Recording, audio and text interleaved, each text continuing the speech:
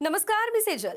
2026 मध्ये सगळ्यांच्या मनात एकच प्रश्न आहे, एआय आपल्या नोकऱ्या घेणार का? तर सध्या एआय खूप वेगानं विकसित होतोय. ChatGPT, automation tools, AI editing, AI coding, अनेक रुटीन कामं आता काही सेकंदांमध्ये पूर्ण होत आहे.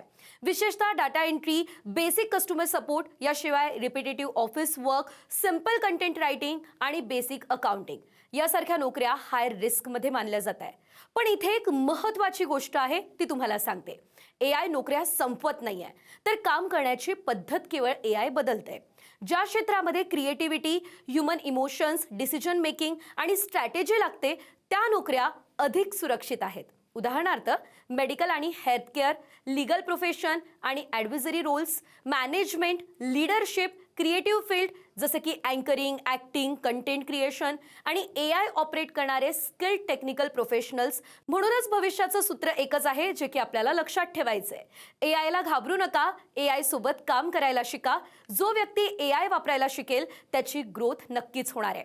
तुमच्या फील्डवरती एआयचा किती परिणाम होणार आहे असं तुम्हाला वाटतं? कमेंट करून नक्की सांगा.